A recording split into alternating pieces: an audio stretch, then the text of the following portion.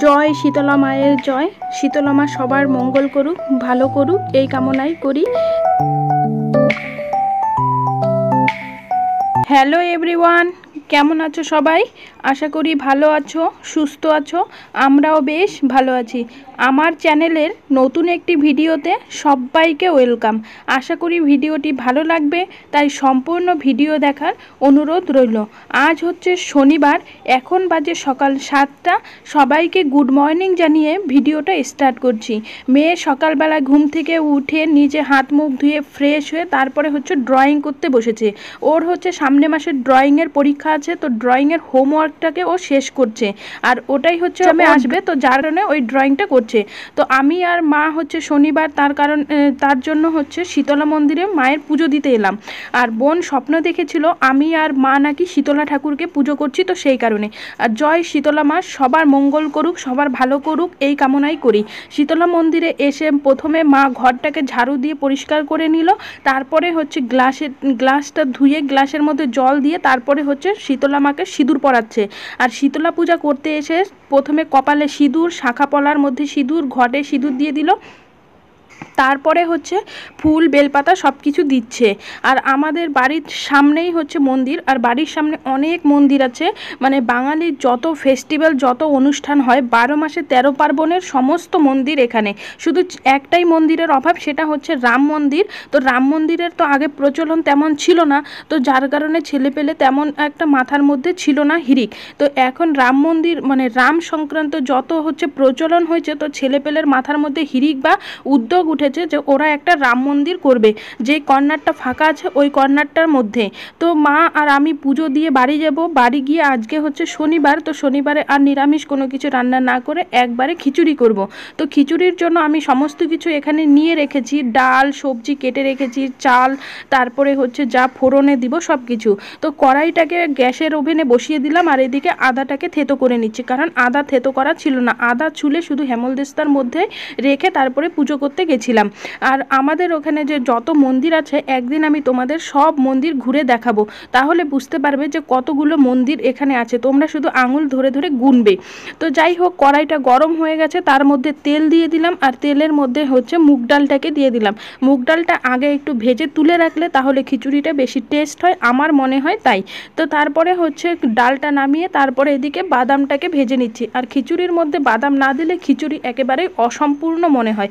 আর খিচুড়ির মধ্যে যত সবজি তারপরে যত কিছু মেশানো হয়, তাহলে খিচুড়িটা খেতেও কিন্তু বেশি টেস্টি হয়। তো যাই হোক, বাদামটা নামিয়ে তার মধ্যে একটু বেশি করে তেল দিয়ে দিলাম। খিচুড়িটা আমি এক সোমবারাতেই করব, আর কড়াইয়ের মধ্যে করেই অল্প খিচুড়ি করব, তো ওই কারণে। তার মধ্যে কড়াইয়ে তেল গরম হয়ে গেলে তারপরে হচ্ছে তেজপাতা, শুকনো লঙ্কা, পাঁচফোড়ন আর একটু গোটা গরম মশলাও দিয়ে দিলাম।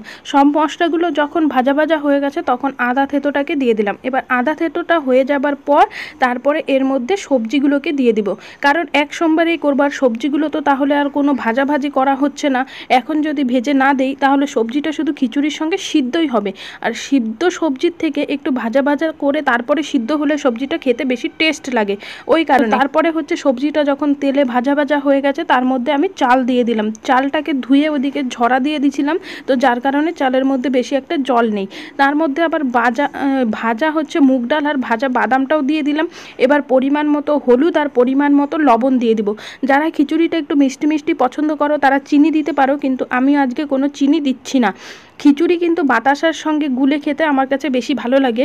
এক একজনের খাবার প্যাটার্ন বা স্টাইল, রুচিবোধ এক এক রকম হয়, কিন্তু আমার হচ্ছে খিচুড়ির সঙ্গে একটা বাতাসা হবে, খিচুড়িটার সঙ্গে বাতাসাটা খেতে আমার বেশি ভালো লাগে। তো যাই হোক, আজকে হচ্ছে শুকনা খিচুড়িটাই করছি। তো খিচুড়ির মধ্যে সমস্ত কিছু নেড়ে চেড়ে তার মধ্যে একটু কাঁচা লঙ্কা চিরা আর একটু হচ্ছে কাজুর গুঁড়ি দিয়ে দিলাম, যাতে খিচুড়িটা খেতে আরও বেশি ভালো লাগে। আর হচ্ছে খিচুড়ির মধ্যে একটু কাজু হচ্ছে কিশমিশ দিলে তো ভুনা খিচুড়ির মতো হয়ে যায়। একদিন আমি তোমাদের সঙ্গে ভুনা খিচুড়িটাও শেয়ার করব। দেখো, আমি যে ঘরোয়া পদ্ধতিতে করি সেই রকম করে, আমি কোনো 5 স্টার হোটেল বা রেস্টুরেন্টের মতো করে করছি না। আমি আমার ইচ্ছা বা ভালো লাগা থেকে যে রান্নাটা করি সেই রান্নাটাই আমি তোমাদের সঙ্গে শেয়ার করছি। তারপরে একটু ঘি দিয়ে দিলাম, আর দিয়ে দিলাম একটু গুঁড়া মশলা। গুঁড়া মশলাটার মধ্যে হচ্ছে জিরা আর ধনিয়া ভেজে তারপরে আমি গুঁড়ি করে রেখে দিয়েছিলাম। যে কোনো রান্নার সঙ্গে এই মশলাটা সেট খায়। তো তখন ওই মশলাটা আমি আর কি দিয়ে দিই। আর ঘিটা এই কারণেই আগে দিলাম, ঘিটা না নামানোর সময় বা নামানোর আগে দিলে ঘির যে উগ্র গন্ধটা থেকে যায়, সেই উগ্র গন্ধটা আর কি আমি নিতে পারি না, যার কারণে আমি কষানোর সময় হচ্ছে ঘিটা দিয়ে দিলাম।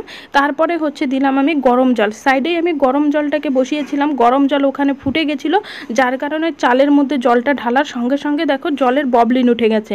তো যাই হোক, এখন এটা একটু গ্যাসটা কমিয়ে ধীরে ধীরে খিচুড়িটা ফুটতে দিয়েছি, কারণ কড়াইয়ের মধ্যেই যেহেতু অল্প জায়গা, তো ওই কারণে একটু ধীরে ধীরে না জাল হলে খিচুড়ির চালটা ফুটবে না। তো জলটা দেখো আমার শুকিয়ে গেছে প্রায়, তাই এখন একটু নেড়ে চেড়ে দিচ্ছি, আর একটু লাস্টে ঘিও দিয়ে দিয়েছিলাম। তো ঘি দেওয়ার পরে হচ্ছে আবার একটু নাড়ছি, তাহলে নাড়ার ফলে না ঘিয়ের যে গন্ধটা সেটা থেকে যাবে। এবার খিচুড়িটাকে নামিয়ে নিলাম বাটির মধ্যে। এই যে দেখো খিচুড়িটা কিন্তু খেতেও ভালো হয়েছিল, দেখতেও ভালো হয়েছিল। তো ভিডিওটা এই পর্যন্তই, টাটা, সবাই ভালো থেকো, দেখা হবে অন্য একটি ভিডিওতে, বাই বাই।